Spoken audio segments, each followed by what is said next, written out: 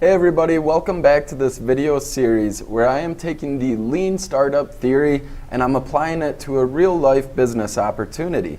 Now I'm Dalton, I'm the lead instructor at the Side Startup Club, and if you want to follow along and watch me launch this business step by step, then be sure to subscribe to my YouTube channel below.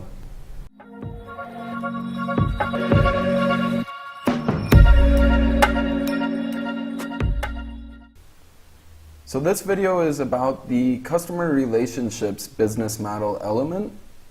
And we're well on our way in the startup process, and we defined our value proposition, and we're trying to work towards a profit analysis. And right now we're in the middle of business model canvas. Now, in order to deliver this value to these customers and make this money, we need to understand how we're going to deliver that value. And in order to determine how to deliver that value, we need to understand the customer relationships. And there's three purposes behind your customer relationship. You want to acquire customers, and that takes a certain relationship. You want to retain customers, and you want to upsell customers. So very often we're shifting towards this customer lifetime value concept instead of just customers are someone who come and go in a single transaction. Now, if you've been following along in the Side Startup Club or watching the other videos in my playlist, you will know some of the theories and these images related to customer relationships. So I'm not going to go through them now, but we have this graph which rates efficiency versus relationship strength. We have this spectrum between a transactional and a collaborative exchange. And then we have this spectrum which is, it relates price premium to market share. And we can label these as different customer relationships.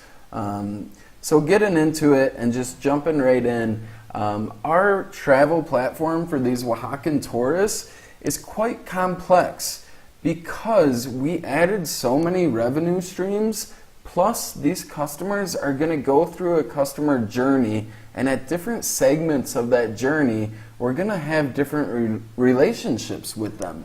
So let's take a look at one segment at a time. Our strategy for acquiring customers is to give them the very basic service, which is providing free information. Now the strategy here is quite straightforward. They're already searching Google for this stuff, so we're going to use Google SEO, and when they come to that landing page on Google and they see the different website descriptions, we're going to use website copy to make sure they click on our link. And once they come to that website, they're going to see that we can provide them quality information that they're looking for, and this is going to acquire them to explore our website a little bit more. Now, this is extremely efficient because it's automated. This is, there's no variable cost, and at this point we don't have much of a relationship with the customer or the user. So this is pretty much a transactional exchange. We're still strangers at this point, and we have no intention of a long-term relationship together. I would label it as old friends because there is no price premium. We're giving them information for free, and this information they're looking for, what restaurants to go to, what are the Airbnbs, how do I get around, that relates to the whole mass market. So they're very far right on this spectrum, and they kind of behave like old friends. We're helping each other out, or at least I'm helping them out, but I'm not really interacting or keeping in touch with them. And another label that this falls under is just automated services. But as they begin to acquire the information that they originally came to our website to look at, we need to change our relationship with them in order to retain them.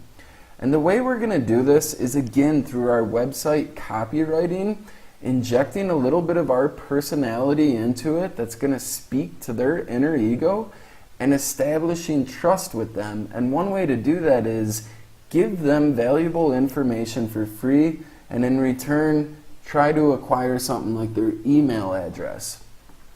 So their inner ego, what this means is they have certain emotions that they identify with as a person, and if our website speaks to that, then they are going to form a bond, and that's going to lead to trust.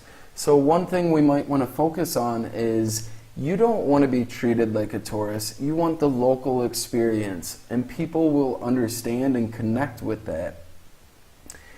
We're still very automated in developing this relationship, but we have shifted a little more to the right because we are strengthening that relationship.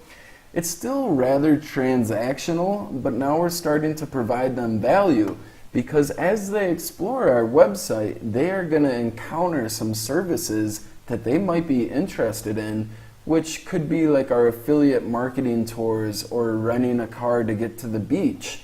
And being that we're going to provide them a way to book those services, they now can interact with our website. They're not just simply reading it, and this falls under the self-service. Now we're going to make a little bit of money on it. It's not a ton, so we vertically moved upward in this spectrum, and we also moved leftward because less people are interested in some of those affiliate programs. So now our relationship is kind of like former friends or next door neighbors. We're cordial with each other. It's still pretty low touch, but there's a little bit of interaction here and there when needed. And then we move into the final segment of the customer journey, which is where we want to cash in and upsell them. And this is where, we're going to sell them goods at a higher price premium, and it's going to take more trust and a little bit more engagement. So one way we're going to upsell them is if we acquire their email, say they downloaded the free walking tour in exchange for their email address, we may send them an email. That part can be automated, and we'll offer them a discount on a mezcal tour or purchasing some premium mezcal that you can't find in the stores. Also, while they're on the website for X amount of time, we might have a pop-up that encourages them to interact with our travel agent that's online and hopefully sell them on our 20-minute consultation for $29.99. Now, getting into the logistics behind these and actually providing that interaction, now we involve some human connectivity and in some cases potentially even meeting up with them, which is physical presence, and we're really getting an intimate relationship. And for that reason, we've shifted very far to the right here. We're now more in a value-adding exchange, and in some cases we're kind of collaborating together. Say for instance, if we're finding when and where should we meet up so that I can give you your physical products or so that I can give you a consultation in person. So this is much more intimate here. And it's intimate, but it's still not necessarily long-term. It's like a one-night stand. Basically, there's a very high price premium that we're going to get. It's not going to appeal to the mass market. It's going to be a much smaller percentage of that mass market. And the type of relationship it falls under would also be considered like a personal assistant, or dependent on the intensity, maybe a dedicated personal assistant. So that pretty much summarizes our relationship with the users that come to our website, but something often confused in the internet business models is what is the difference between the users and the customers. In a lot of those scenarios, especially where they're looking for free information or to book something through a third-party service, they're not necessarily our customers because they're not paying us money. Our customers are our partners and the ones that give us advertising money and so forth. So in the next video, we're quickly going to look at our customer relationship with those customers because they are equally important to the users coming to our company. So now we just discovered the relationship we're going to have with our customers, and we need to go into a little more detail of logistically how do we deliver some of this value to those customers. What are the logistics involved and where do these transactions take place? And from there, we'll know exactly what our key activities are in order to create this value proposition and deliver it. So we'll get into that in the next video, all about the business model element channels.